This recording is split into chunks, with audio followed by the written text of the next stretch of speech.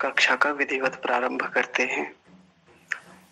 परमपिता परमात्मा की महती अनुकंपा से आज पुनः इस कक्षा में सम्मिलित होने और इस विषय को सीखने, समझने और जानने के लिए हम यहाँ उपस्थित हुए हैं। यह सौभाग्य मिला है।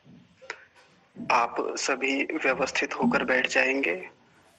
यह सुनिश्चित करेंगे कि जितने समय तक हमारी यह कक्षा चलेगी उतने समय तक हम अपनी सभी बाह्य वृत्तियों, बाह्य क्रियाओं को कुछ समय के लिए स्थगित कर देंगे और अपनी सभी आंतरिक क्रियाओं और अपनी आंतरिक वृत्तियों को कक्षा के विषय पर ही लगाए रखने का प्रयास करेंगे। साथ ही परमपिता परमात्मा से ऐसी प्रार्थना भी करेंगे कि हे प्रभु, आप हमें वह सामर्थ्य दीजिए कि जिससे हम इस गंभीर और जटिल विषय को सरलता से सीख पावें, उस पर मनन कर पावें, चिंतन कर पावें और उसे अपने व्यावहारिक जीवन का भी हिस्सा बना पावें। ऐसी उत्तम शुद्ध भावनाओं के साथ हम एक मंत्र का उच्चारण करते हैं। ओम सहना भवतु सहनौ भुनक्तु सह वीर्यं करवावहै तेजस्विनावधीतमस्तु मा विद्विषावहै। ओम शांति शांति शांति। आर्य जी, आप कक्षा आरंभ कराइए। जी धन्यवाद मोहित जी। आप सभी का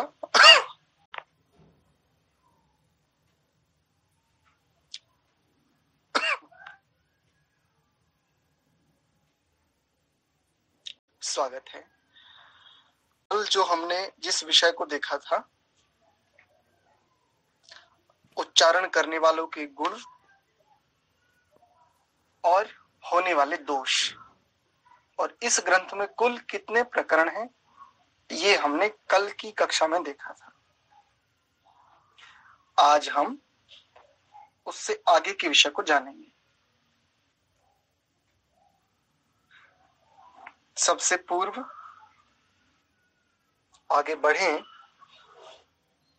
मैं आपसे तनिक भर पुनरावृत्ति की दृष्टि से अथवा सिंहावलोकन की दृष्टि से कुछ बातें पूछ लेता हूं कि आपको भी थोड़ा स्पष्ट हो जाए।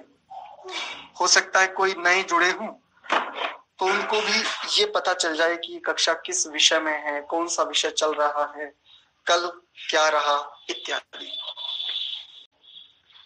आइए गौरव जी। जी आचार्य जी। उच्चारण करने वालों के गुण कुल कितने होते हैं, कौन कौन से होते हैं ये नहीं, कुल कितने गुण होते हैं? आचार्य जी 6 गुण बताए थे, उसमें से एक और महर्षि दयानंद जी ने बताया था, एक और सत्यवा मतलब 7वां। 6 गुण होते हैं। बहुत सुंदर। ये 6 गुण किस लिए होते हैं? तो उस प्रयोजन की सिद्धि के लिए ऋषि दयानंद ने विषय प्रवाह से इस बात को स्पष्ट किया कि 6 गुण हैं, निश्चित 6 हैं, षट एत ते, ऐसा श्लोक में भी है। लेकिन वो सब किस लिए? क्योंकि जब सत्याचरण होगा तो सत्याचरण ही धर्माचरण है, और जब धर्माचरण होगा तो निश्चित ही मनुष्य उन्नति की ओर ही निरंतर बढ़ेगा, निरंतर उन्नति को प्राप्त होगा। बहुत बढ़िया। जगदीश जी आज संभवतः प्रथम बार जुड़े हैं, चंद्रशेखर जी भी आज प्रथम बार ही हैं, जितेंद्र यादव जी, संतोष माता जी। जी आचार्य जी नमस्ते। जी नमस्ते। माता जी, कौन कौन से गुण होते हैं? 6, उनमें से कोई भी आप 4 बता दीजिए।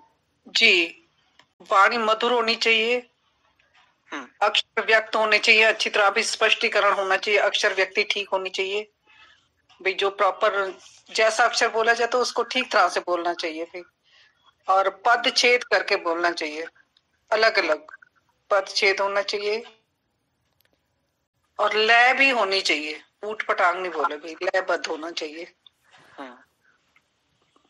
ठीक है, बहुत सुंदर। एक थोड़ी सी स्पष्टता के लिए मैं आपको एक संकेत करूंगा, म्यूट कर लीजिए माता जी। जैसे आपने कहा अक्षर व्यक्ति ही, इसका अर्थ है अक्षरों को भी अलग अलग ही, यानी प्रत्येक वर्ण का बिल्कुल स्पष्ट उच्चारण, पृथक पृथक वर्ण ऐसा कह सकते हैं, अलग अलग अक्षर। संयुक्त शब्द का उच्चारण हम करते हैं, किंतु यदि उस शब्द के उच्चारण की ध्वनि को किसी यंत्र से देखें पृथक पृथक करके कि किस वर्ण की क्या ध्वनि है, तो यदि वो पृथक देखें तब भी प्रत्येक शब्द जो हमने बोला है उसके वर्ण को भी यदि वो देखें पृथक पृथक करके तो बिल्कुल शुद्ध आए, इसको कहते हैं अक्षर व्यक्ति ही। अक्षर इसमें शब्द है, तो अक्षर और वर्ण दोनों एक ही बात है। चलिए, बहुत सुंदर। इनके बाद हैं श्याम गढ़वी जी, ये तो आज पहली बार जुड़ क्षमा चाहूंगा, आप पहली बार जुड़ रहे हैं। और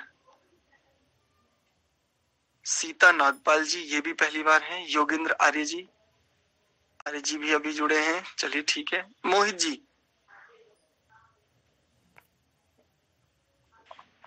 जी आर्य जी। मोहित जी, व्यंजनों में कम से कम कौन कौन से दोष हमें देखने को मिलते हैं? संख्या बतानी है कि सबके नाम अलग अलग बताने हैं? यदि नाम बताएं तो और बढ़िया रहेगा। जी, तो स्वरों के जो उच्चारण में दोष बताए हैं वो 12 दोष हैं। नहीं, व्यंजन, मैंने आपके लिए व्यंजन कहा। अच्छा जी, क्षमा कीजिए। कोई बात नहीं जी। वैसे तो जो ऋषि ने बताया है उसमें तालव्य शकार के स्थान पर जब मूर्धन्य शकार का उच्चारण किया जाता है अथवा मूर्धन्य शकार के स्थान पर तालव्य शकार का, ऐसे ही दंतीय सकार के स्थान पर तालव्य शकार का या तालव्य शकार के स्थान पर दंतीय सकार का, तो ये भी उच्चारण में दोष होते हैं। इसके अतिरिक्त जो आपने कल बताए थे, जैसे दिय का होता है, दिय, जैसे ध्यय बोलते हैं इसको, विद्या होता है विद्यालय कह देते हैं ऐसा, तो वो भी व्यंजन के उच्चारणों का दोष है। एक क्षत्रिय के विषय में बताया था कि उसको जैसे कक्षा होता है तो उसको कक्षा ऐसा बोल देते हैं, तो वह भी अशुद्ध उच्चारण है। एक होता है जैसे रेफ और रिकार को लेकर होता है, तो उसमें जैसे एक शब्द है कृति और एक है कर्म, तो कई बार इनके उच्चारण में कृति को कृति ऐसा कह देते हैं, तो रेफ का और रिकार का अंतर हो जाता है, तो ये व्यंजनों के उच्चारण में दोष होते हैं। अच्छा आचार्य जी, एक मिनट यहाँ पूछना चाहूंगी आपसे, कृति जो है ये रेफ है या रिकार है? ये कृति, कृति में री है, रिकार, री, तो री से पूर्व वाला जो स्वर है वो है री, ऋषि, जिससे एक शब्द होता है ना ऋषि, तो वही है।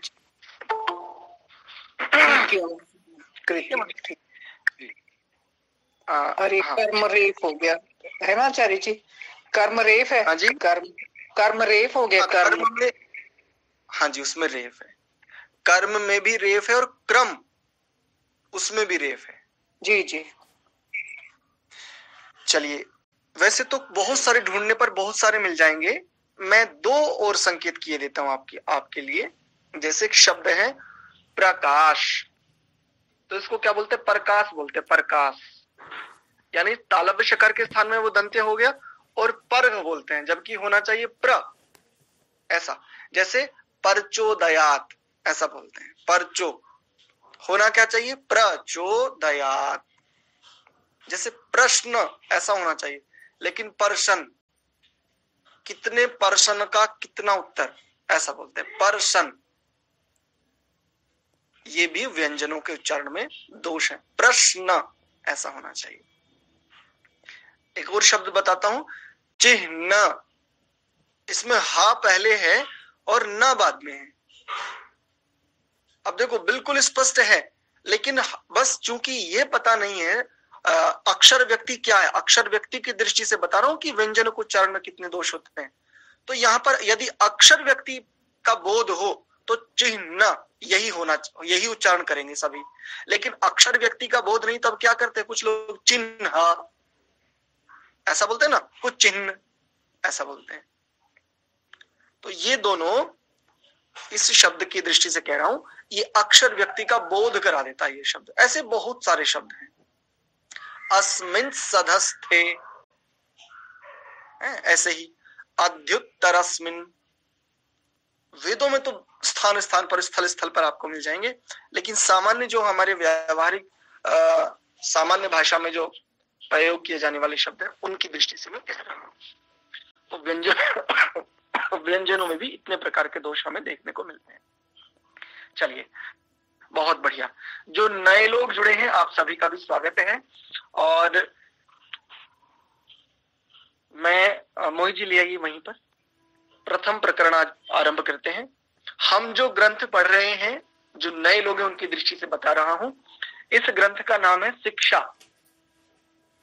महर्षि पाणिनि, महर्षि कात्यायन और महर्षि पतंजलि, इन तीन ऋषियों का संपूर्ण व्याकरण को स्वीकार किया जाता है। वैसे उनसे पूर्ववर्ती भी अनेकों विद्वान ऋषि रहे, लेकिन हम तक जिस परंपरा ने पहुंचाया तो उस परंपरा में महर्षि कात्यायन जी, महर्षि पतंजलि जी और महर्षि पाणिनि जी, इन तीन को मुख्य रूप से व्याकरण का कह सकते हैं खोजकर्ता माना जाता है। व्याकरण का प्रणेता इन तीन को स्वीकार किया जाता है। और ये जो पुस्तक हम पढ़ रहे हैं इसके भी मूल जो प्रणेता हैं वो महर्षि पाणिनि जी आदि हैं। इसको संकलित किया, इसका संपादन किया महर्षि दयानंद जी ने। तो इस ग्रंथ को हम पढ़ रहे हैं। अब से पूर्व इस ग्रंथ में बहुत सारे विषय ऐसे आए थे जिन विषयों को जान लेने से, जिन्होंने पढ़ लिया है वो विषय, मैं कहता हूं पट खुल जाते हैं, भीतर के पट खुल जाते हैं। इतना एक संतोष का भाव आता है कि अच्छा, हमारी इतनी आयु हो गई, इतना अनुभव हो गया, इतना हमने पढ़ लिया, लेकिन आज तक हमारे ये भी हमें नहीं पता था, अच्छा ये भी हम ठीक से नहीं जानते थे, इत्यादि। तो आज इस पूरे में 8 प्रकरण है। आज हम इस ग्रंथ के प्रथम प्रकरण को पढ़ेंगे। और प्रथम प्रकरण का नाम है, जैसा कि मैंने पूर्व में कहा था कि जब जिस प्रकरण को पढ़ाऊंगा तब मैं आपको इस श्लोक को स्मरण कराने का यत्न करूंगा। स्थानमिदं कर्णमिदं प्रयत्न एषो द्विधा निलः स्थानम पीडयति वृत्तिकारः प्रक्रम एषोथ नाभितलात्। ये एक श्लोक जैसा है, संस्कृत का भाग है। तो मैं जब जिस प्रकरण को पढ़ाऊंगा उसका मैं इस श्लोक के आधार पर, इस संस्कृत के भाग के आधार पर मैं आपको स्मरण कराऊंगा। तो अभी जो ये कह रहे हैं अथ प्रथमम प्रकरणम, अब आरंभ करते हैं। कहते हैं प्रथम प्रकरण को। अथ शब्द अधिकार अर्थ में होता है, किसी विषय पर अधिकार पूर्वक कुछ कहना। तो अथ शब्द इस रूप में होता है, आरंभ के लिए भी होता है। वैसे जैसे आज की परंपरा में जो वेद पाठी होते हैं वो कैसे वेद पाठ आरंभ करते हैं, हरि ओम ओम। तो एक ये परंपरा है, लेकिन प्राचीन ऋषियों की जो परंपरा थी वो अथ ऐसा, अथ संकल्प पाठ। और अन्य जो हमारी परंपराएं हैं उनमें विभाजित परंपरा है, उनमें भी कहीं कोई भी ऐसा नहीं बोलता हरि ही ओम अथ संकल्प पाठ, ऐसा नहीं।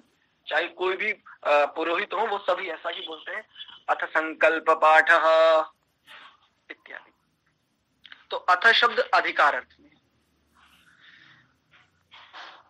ये जो प्रथम प्रकरण है, इस प्रकरण का नाम है स्थान। ठीक है, स्थान प्रकरण है। आइए देखते हैं, यानी किस वर्ण का कौन सा स्थान होना चाहिए।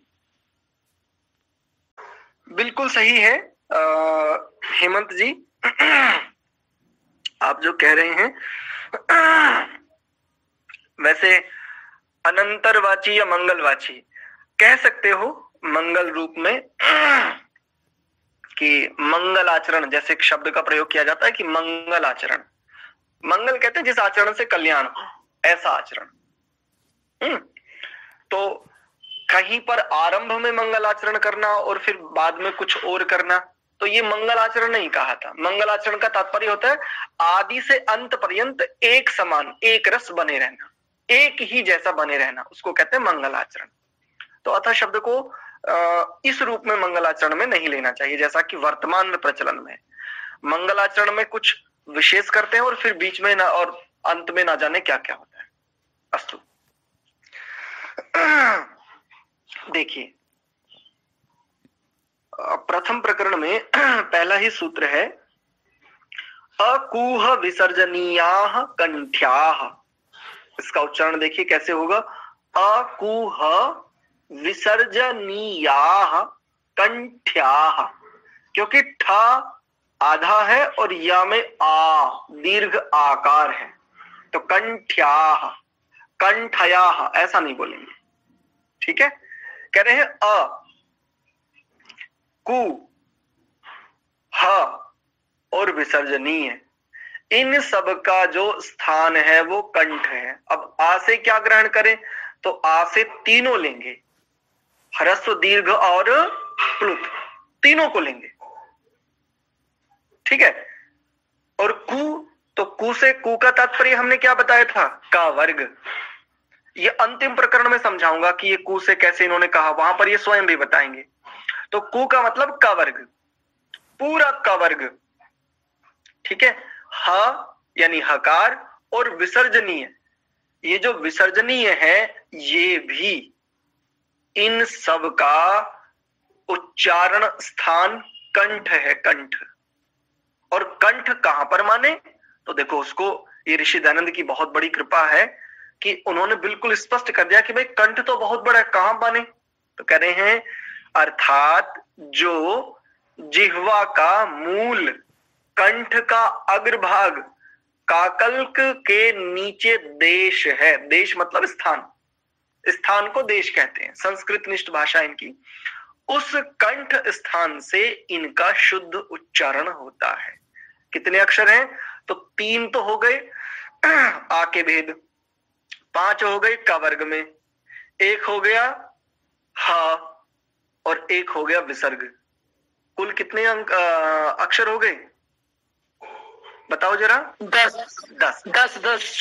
10 अक्षरों का उच्चारण स्थान है कंठ। अब यहां पर देखो का वर्ग में जो अंतिम है ना, 5वां जो अक्षर है, इसके लिए आगे भी बताएंगे ये एक बात, लेकिन मूल रूप से इनका कंठ स्थान ही है। इस पंक्ति को स्पष्ट कर देता हूं कि ये जो काकल का आदि बात इन्होंने कही है कि ये होता क्या है।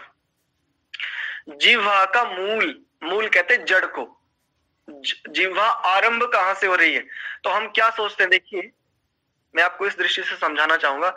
हम जिह्वा का आरंभ कहां से समझते हैं, अग्रभाग से, गले से, गले से। अच्छा, वास्तव में क्या है, म्यूट कीजिए कृपया, बीच में ना बोलें, ये इस कक्षा की रिकॉर्डिंग भी हो रही है तो थोड़ा सा सहयोग करें।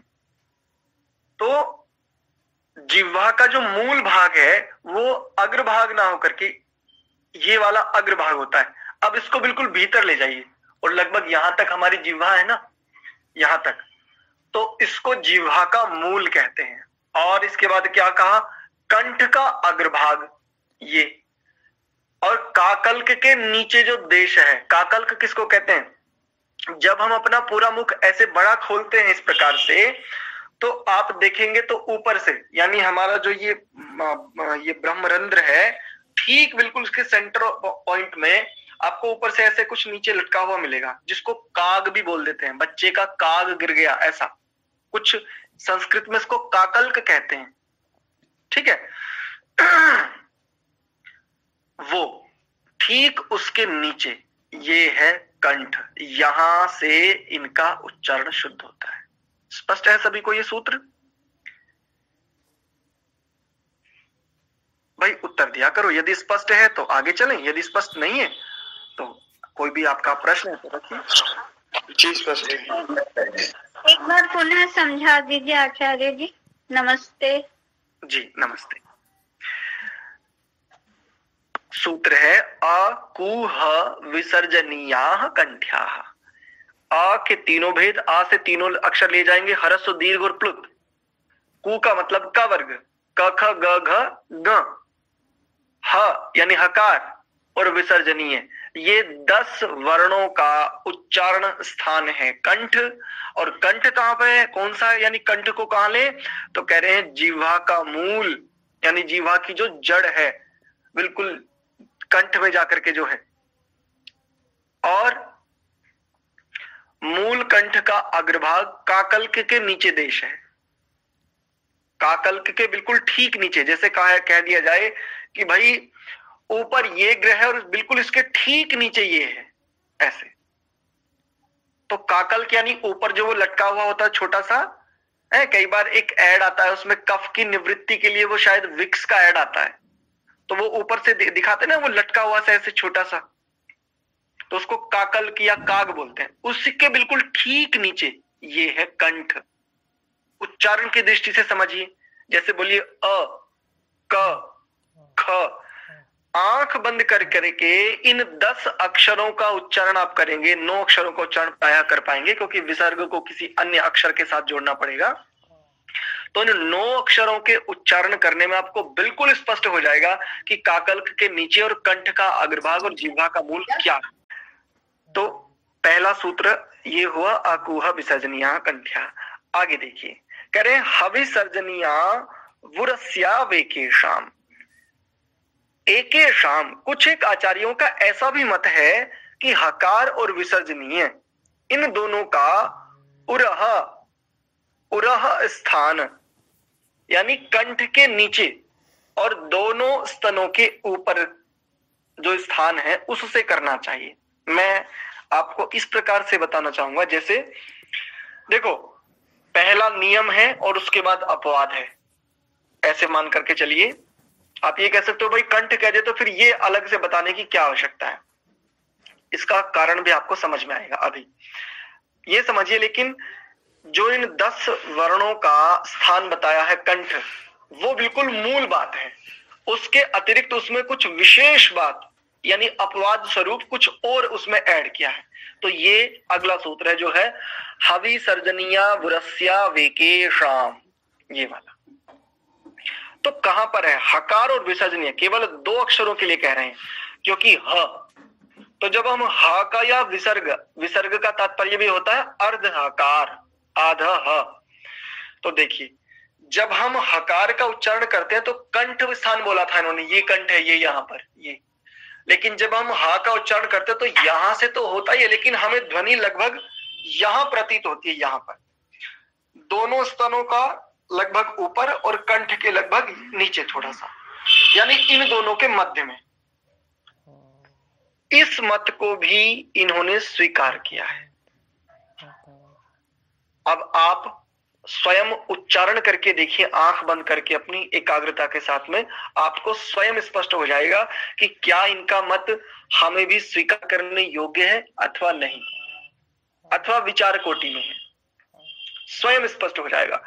कंठ स्थान होते हुए भी वो तनिक नीचे चला गया है, जिसको हृदय प्रदेश से तनिक भर ऊपर, ऐसा कह सकते हो। ठीक है। एक और दृष्टि से देखिए मोहित जी, अगला सूत्र है जिह्वा मूलियो जिह्व्यः। अक्षर व्यक्ति ही क्या होता है इसमें देख लीजिए, इस सूत्र में भी ये जो इसका दूसरा शब्द है ना, इसमें जी और आधा हकार और फिर व ऐसा, और वह भी आधा है, और तब फिर या और या के पश्चात अकार जुड़ करके विसर्ग जुड़ा है। तो यहां पर 2 बातें समझाता हूं इसी एक शब्द से। अक्षर व्यक्ति भी समझ लीजिए यहीं पर, और एक और बात आपको ध्यान हो तो जहां पर 2 या 2 से अधिक व्यंजनों उनकी संयोग संज्ञा हो जाती है, याद है हलोनंतराह संयोग। हाँ, ये सूत्र पढ़ा था ना हमने पीछे। तो इसमें दोनों देख लीजिए, अनंतर हल की संयोग संज्ञा, ये भी इस शब्द में देख लीजिए, और अक्षर व्यक्ति ही, ये भी इसी एक शब्द में देख लीजिए। ठीक है, जिह्वा मूलियो जिह्व्य, क्या कह रहे हैं? और वे ऐसा भी मानते हैं, वे मतलब कुछ आचार्य लोग, कुछ विद्वान मनीषीगण, और वे ऐसा भी मानते हैं कि जिसलिए जीव के मूल से, यहां पर साइन सा बना हुआ है, ये साइन है जिह्वा मूल्य का, इस जिह्वा मूल्य का उच्चारण होता है, इसलिए यह जिह्वा मूल्य कहलाता है। अब जिह्वा का मूल तो दृष्टि बस भिन्न है, बात वही है जो प्रथम सूत्र में कही थी। जिह्वा का मूल तो उन्होंने भी कहा था, है ना, लेकिन उन्होंने पूरा स्पष्टता से कंठ ऐसा कहा था। तो ये कह रहे हैं कि भाई जिह्वा मूल भी उसको मान सकते हैं। कुछ आचार्य वो ऐसा भी मानते हैं कि भाई ये जो हकार और विसर्ग है, केवल दो अक्षरों को कह रहे हैं यहां पर केंद्रित करके, सभी का नहीं, कि वो जिह्वा के मूल से भी उच्चारण करना शुद्ध है। आगे वाला सूत्र देखिए, का वर्ग री वर्णश्च जिह्व्यः, तथा उनका यह भी मत है कि जिस कारण का वर्ग और री वर्ण अर्थात ह्रस्व दीर्घ और प्लुत का जिह्वा मूल भी स्थान है, इससे इनको जिह्वा की जड़ में से बोलना अशुद्ध नहीं। बात वही है बिल्कुल, लेकिन बस अपनी अपनी दृष्टि से विचार प्रस्तुत कर रहे हैं। और देखिए उदारता, अस्वीकार नहीं क्या किसी के मत को, जहां लगा कि हाँ ये भी एक कुछ नवीनता की दृष्टि से खोज रहे हैं, उसके मत को भी सहर्ष बड़ी विनम्रता से बड़े प्रेम से स्वीकार किया है और अपने ग्रंथ में स्थान भी दिया उसको। देखिए ये होता है ऋषित्व। तो तथा उनका यह भी मत है कि जिस कर्ण का वर्ग, यानी जिससे का वर्ग यानी क ख ग घ ङ, ऊपर केवल दो वर्णों की बात कही थी, जिह्वा मूलियो जिह्व्य, लेकिन यहाँ पर इन सब को केंद्रित करके कह रहे हैं कि री वर्ण अर्थात ह्रस्व दीर्घ और प्लुत, इनका भी इन सब का जिह्वा मूल भी स्थान है, जिह्वा मूल ही स्थान है। इसमें ये प्रथम बात को काट देते, लेकिन जिह्वा मूल भी स्थान है, यानी ये भी है और ये भी प्रतीत होता है। प्रतीत होता है, ठीक है मान लो भाई, झगड़ा नहीं बढ़ाया इसमें। इससे इनको जिह्वा की जड़ में से बोलना भी शुद्ध है, अशुद्ध नहीं। ठीक है, स्पष्ट है ना ये वाला भी सूत्र सभी को? यदि स्पष्ट नहीं है तो पूछिए, अन्यथा फिर अगले सूत्र पर चलें।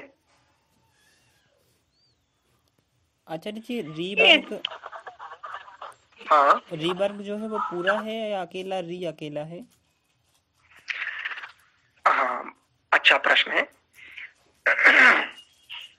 ये जो री वर्ण है ना, ये अपने आप में स्वतंत्र स्वर है। जैसे एक शब्द आपने सबने सुना होगा ऋषि, तो ऋषि में मूर्धन्य शकार है अंत में और इकार है, ह्रस्व इकार है। तो मूर्धन्य शकार और इकार से पूर्व जो वर्ण है उसको री बोलते हैं, री।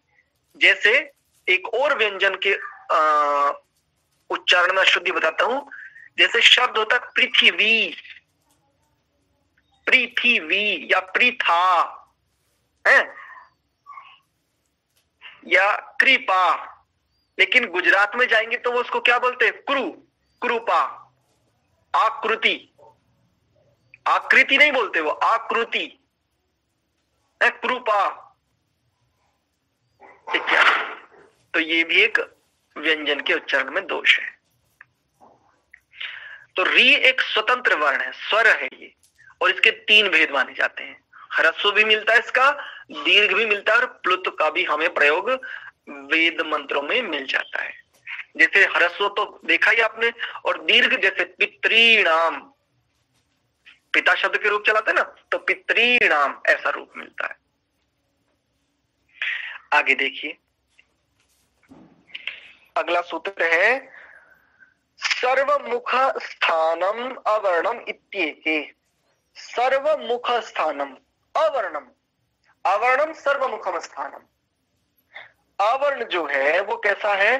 सर्वमुख स्थानी है। सर्व यानी पूरे, पूरा मुख वाला है। इसका स्थान कौन सा है? तो कहे पूरा मुख। इति एके, ऐसा भी कुछ एक विद्वानों का मत है। अवर्ण का उच्चारण सब मुख में करना शुद्ध है, इसलिए कोई आचार्य अवर्ण को सर्वमुख स्थान वाला कहते हैं। ऐसा होता है ना, प्रायः हम इसको अशुद्ध बोलते हैं। देखो ऐसा बोलते हैं, ऐसे अनार ऐसा बोलते हैं, यह शुद्ध है। आगे वैसे यहां पर इसमें विवृत्ति आदि को थोड़ा सा बताएंगे, हाँ बताएंगे, इसमें भी बताते हैं, तो वहां पर भी स्पष्ट करूंगा। तो अकार के यानी ह्रस्व आकार के लिए इतना सा, और दीर्घ के लिए बड़ा सा मुख खोलना होता है, पूरा मुख ऐसा।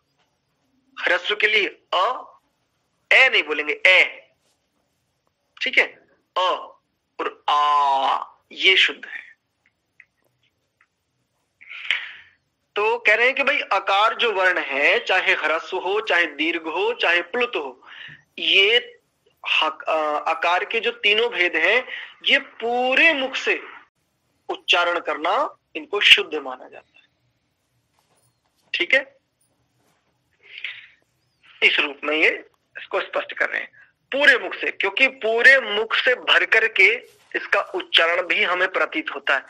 स्थान कंठ होते हुए भी पूरे मुख से भी इसको माना जाता है। बोलिए तो देखो, कंठ के साथ साथ पूरे मुख में भी आपको बिल्कुल स्पष्ट प्रतीत हो जाएगा। आगे देखिए, कंठ्यान आस्य मात्रा के कह रहे हैं, कंठ्यान तथा कोई एक आचार्यों का, इसका तात्पर्य कुछ आचार्यों का, कि कुछ ऐसे भी आचार्य हैं उनका मत ऐसा भी है कि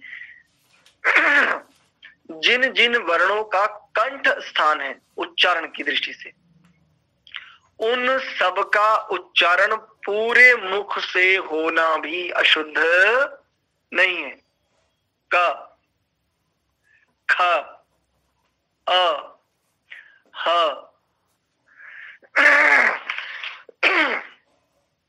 और आश्चर्य देखिए, इस बात को भी इन्होंने स्वीकार करते हुए अपने ग्रंथ में भी उसको स्थान दिया।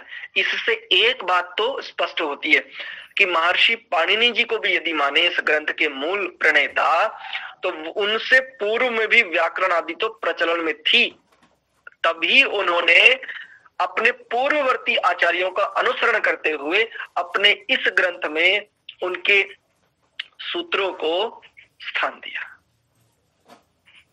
इन सूत्रों से भी हमें स्पष्ट होता है कि केवल सारा का सारा आदि सृष्टि से, इस सृष्टि में आदि सृष्टि से केवल महर्षि पाणिनि कृत व्याकरण नहीं चलता आ रहा है, उससे पूर्ववर्ती भी महर्षि पाणिनि जी आदि जो हैं, इन सबसे पूर्ववर्ती भी बहुत सारे आचार्य हुए हैं व्याकरण में भी।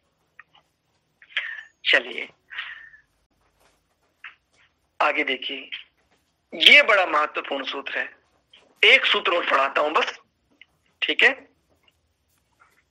इस सूत्र को बहुत ध्यान से समझिएगा, मैं सभी से निवेदन पूर्वक कह रहा हूं। यूं समझिए, आपके बहुत सारी शंकाओं की आज ही निवृत्ति हो जाएगी। ठीक है, सरल सूत्र है, बिल्कुल सरल है, और सरलता से मैं आप तक पहुंचाने का यत्न करूंगा। आपको भी बस तनिक एकाग्रता से समझने का प्रयास करना है। यदि आपने समझ लिया, मैं आपको निश्चित रूप से ये आश्वासन दे सकता हूं, विश्वास दिला सकता हूं, यदि आपने इसको गंभीरता और एकाग्रता के साथ समझ लिया, आप जीवन में कभी भी भूलेंगे नहीं इस सूत्र को। अपने बच्चों को, अपने अनुजों को, अपनी अनुजाओं को, चाहे अपने से बड़ों को भी जहां चाहे वहां पढ़ा सकते हैं, वहां इसके विषय में उनसे चर्चा कर सकते हैं। और विद्या 4 प्रकार से आती है, तो केवल पढ़ने से भी विद्या नहीं आती, पढ़ाने से भी विद्या आती है। इसीलिए कहा वितंच स्वाध्याय प्रवचने च, प्रवचन च स्वाध्याय प्रवचने च इत्यादि, कि पढ़ो भी और पढ़ाओ भी इस रूप में। तो देखिए सूत्र है ईचु यशास तालव्याह। ई जैसा कि पहला सूत्र था अकुह विसर्जनीयाः कंठ्याः, ऐसे ही ईचु यशास तालव्याः। तो देखो ई के तीनों भेद ले लेंगे, ह्रस्व इकार, दीर्घ ईकार और प्लुत। चू यानी च वर्ग, च छ ज झ य, और इसमें एक शब्द है ईचु य, ठीक है, यह यज्ञ वाला य, और क्या है श। तो देखो कितने वर्ण हो गए, गिन के बताओ शीघ्रता से, देखे सबसे पहले कौन उत्तर देता है।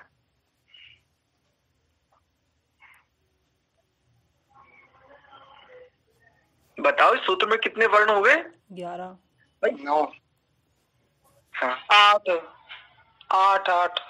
अच्छा 8 9 11। देखो 3 तो हो गए इकार के, ठीक अच्छा, है, फिर तो 5 हो गए च वर्ग के, 8, 1 हो गया य 9 और 1 हो गया तालव्य श, तो 10 हो गए। ना 9 हुए हैं, ना 11 हुए हैं, ना 8 है, तो 10 वर्ण है।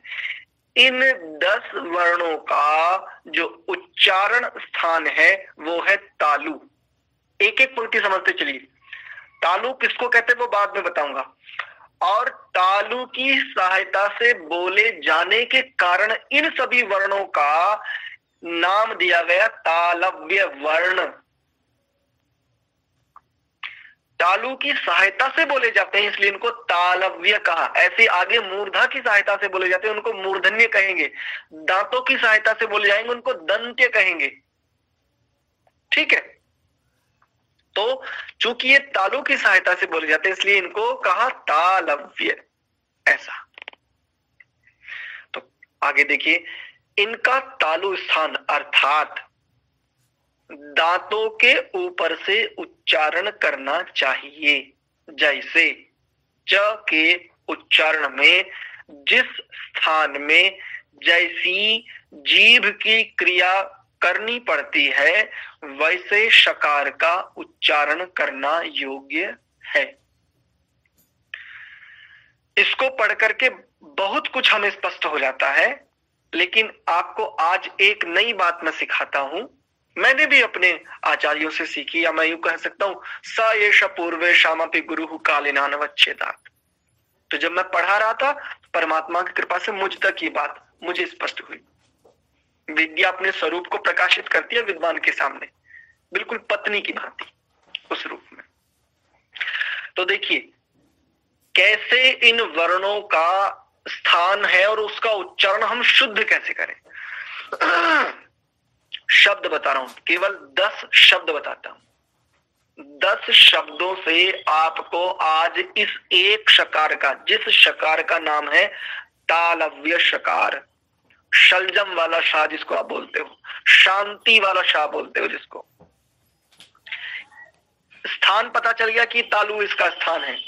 और तालु कौन सा स्थान है वो भी स्पष्ट हो गया कि जहां से च बोलते हो, च, बिल्कुल वही जैसी क्रिया च वर्ण के उच्चारण में वैसी ही क्रिया इस तालव्य शकार के उच्चारण में भी वैसी ही करनी पड़ेगी। लेकिन कैसे शुद्ध करें ये समस्या है, तो समाधान सुनिए। जैसे ईश, ट, श, जहां से ट बोल रहे हो वहीं से क्षमा चाहूंगा गलती हुई, जहां से च बोल रहे हो वहीं से इस श को बोलो। जैसे ईश, ईश, च श चश, छ श छश, ज श जश, झ श झश, य श यश, य श यश, श श शश, अब आपको एक सूत्र स्मरण आया होगा, व्यंजनों के उच्चारण में होने वाले दोष में क्या कहा था? शशः शश इति मा भूत, शशः शश इति मा भूत, ऐसा था ना वहां पर। तो ये इस प्रकार से, यानी इस वर्ण के शुद्ध उच्चारण के लिए मत करो सूत्र स्मरण यदि आपको नहीं होता है, बस ये सरल विधि समझ लीजिए। च, और जहां से च बोल रहे हो वहीं से इस शा को बुलवाओ, जैसे च बोल रहे हो बिल्कुल वैसे ही इस शा को बोलिए, बिल्कुल शुद्ध ज्यों का त्यों उच्चारण आपको स्पष्ट हो जाएगा। ठीक है, 1 मिनट है और है, इसी 1 मिनट में आपका यदि कोई प्रश्न या कोई शंका रहती है तो संभवतः इस सूत्र को लेकर के निश्चित होनी चाहिए, मैं समझता हूं ऐसा। तो किसी का कुछ है तो अवश्य पूछिए, क्योंकि 9:45 पर हम इस कक्षा को विराम देंगे और ये कक्षा लगभग 45 मिनट ही हम चलाया करेंगे, क्योंकि पूरे दिन कई लोग बड़ा परिश्रम करके लौटते हैं। 1 घंटे की कक्षा उनके लिए थोड़ा सा अनुकूल नहीं, और हमें भी थोड़ी सी कई व्यवधान हमें भी होते हैं। ठीक है जी, किसी का कोई प्रश्न है तो अवश्य। जी स्नेहा माता जी।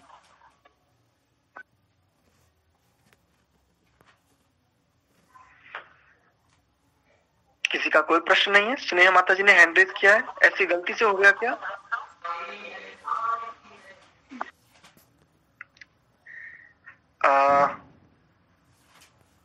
जी शोभा माता जी।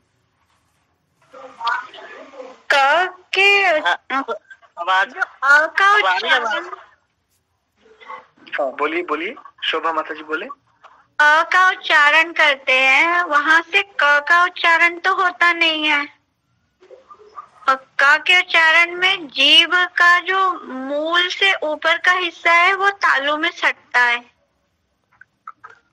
ठीक है, तो फिर उसमें अ क ख सारा मतलब क वर्ग दिया है कि वो जिह्वा मूल से उसका उच्चारण होता है। वो कितना सही है कितना गलत है वो थोड़ा शंका को समाधान कर दीजिए, शंका का समाधान कर दीजिए। वैसे तो ऋषि ने स्वयं ही स्पष्ट किया है। जो प्रथम सूत्र हमने देखा, अकूह विसर्जनीया कंठ्या, अब इसकी व्याख्या में ऋषि दयानंद को, मैंने इस सूत्र की व्याख्या पढ़ने से पूर्व एक बात कही कि ये बड़ी कृपा है ऋषि दयानंद की। तो देखिए इसमें क्या क्या पंक्तियां हैं। इन अक्षरों का विसर्जनीय, इन वर्णों का, यानी प्रथम पंक्ति में मैं अंतिम शब्द पढ़ रहा हूं विसर्जनीय, इन 10 वर्णों का कंठ स्थान है। पहले एक सामान्य बात बताई, अब इसी को स्पष्ट करते हुए कहा अर्थात जो जिह्वा का मूल। तो जिह्वा का मूल मतलब जिह्वा भी है ये वर्ण, जैसे आगे इन्होंने लिया था जिह्वा मूलियो जिह्व्या हावि सर्जनिया वरस्यावेकेशम का वर्ग रिवर्णस्य जिह्व्या सर्वमुखम स्थानम वर्णमित्येके इत्यादि। तो कंठ यानी जो जिह्वा का मूल यानी जिह्व है, ये भी इन्होंने स्वीकार कर लिया। और कंठ भी है, उसको स्पष्ट करते हुए इन्होंने क्या कहा कि मूल कंठ का जो अग्रभाग है और काकल्क के नीचे का जो देश है, जैसे कहीं वृक्ष के नीचे का जो भूमि है, तो वृक्ष ऊपर और भूमि उसके नीचे, तो वृक्ष के नीचे की जो भूमि है जहां पर छाया आ रही है, ठीक ऐसे ही काकल्क के नीचे का जो देश है वो कंठ है। तो जिह्व्य अर्थात जिह्वा के मूल से उच्चारण करो, वो भी क्योंकि जिह्वा का, जैसा आपने कहा कि क वर्ण के उच्चारण में जिह्वा का जो मूल है वो थोड़ा सा ऊपर को सट रहा है, क ऐसे बिल्कुल। तो इसलिए तो इन्होंने जिह्वा भी और कंठ भी और जिह्व्य भी, इनको सबको स्वीकार किया। बड़ा अच्छा प्रश्न है, बहुत ही सुंदर प्रश्न है। बहुत ध्यान से जब समझने का यत्न करते तब ये प्रश्न बनता है, नहीं तो इसको पढ़ करके ऐसे आगे निकल जाते हैं। तो माता जी ये जो कई सारी बातों का इन्होंने समावेश किया वो इसीलिए किया, सूत्र तो एक ही पर्याप्त है इन 10 वर्णों के लिए, अकूह विसर्जनीया कंठ्या, लेकिन इन सब बातों का समावेश करने का तात्पर्य यही है कि कहीं शंका ना हो, भिन्न भिन्न दृष्टियों से सोचा जाने के कारण विद्याओं को उस रूप में इन्होंने अपने अपने ग्रंथों में भी अन्यों के मतों को भी स्थान दिया है। ठीक है जी, बहुत धन्यवाद। एक और छोटा सा प्रश्न पूछ लूं? हाँ जी, हाँ जी, शीघ्रता से। इससे जुड़ा हुआ नहीं है वो। यजुर का अर्थ जानना है, युज का, क्योंकि युज समाधो, वहां पे समाधि आ रहा है योग का। फिर युजुर युजर योगे, वहां पे जोड़ आ रहा है, जोड़ फल, योग फल। और यजुर संयमे, वहां पे नियमन आ रहा है। तो यजुर्वेद, इसका क्या अर्थ होगा? यहाँ पर जो यजुर्वेद जो शब्द है, इसमें धातु थोड़ी सी भिन्न है एक तो, और सामान्य रूप से ये समझिए कि यजुर्वेद शब्द का अर्थ होता है ज्ञान। ठीक है, उस रूप में। नेहा माता जी। जी, जो ये ऊपर के दांत हैं और उसके पीछे वो जो मसूड़े हैं, उनको तालु स्थान बोलते हैं। मसूड़े के भी और थोड़े से ऊपर चले जाइए। ऊपरले वाले जो दांत हैं, उनके जो मसूड़े हैं, मसूड़े के भी और थोड़े से ऊपर चले जाइए, उसको तालु बोलते हैं। जैसे च, फिर उससे ऊपर तो वो मूर्धा वाला आ जाएगा। ना ना ना, मैं तनिक भर कह रहा हूँ, मैं कोई बहुत ज्यादा दूरी नहीं कह रहा हूँ, तनिक भर। चा में बिल्कुल मसूड़ों पर है, और जब आप ताला में शकार को बोलेंगे तो श, जब या बोलेंगे, जब ई बोलेंगे तो थोड़ा ऊपर चला जाता है। इसलिए इस दृष्टि से कह रहा हूं, केवल मसूड़ों को लेंगे तो वो वहां पर फिर संशय आ जाएगा। या, श, ई, इन सब में तनिक भर ऊपर भी रहती, ई में तो जीवा स्पर्श भी नहीं करती। मूर्धा और मसूड़ों के बीच के स्थान को तालव्य, उसको उस रूप में मत लीजिए माता जी। जो दांतों का मूल है, यानी जिसको आप मसूड़े कह रहे हैं, ये और इसके तनिक भर और ऊपर, तनिक भर का तात्पर्य कुछ 1-2 mm 1.5 mm के आसपास। ठीक है, ठीक है, धन्यवाद। आप सभी का बहुत बहुत धन्यवाद।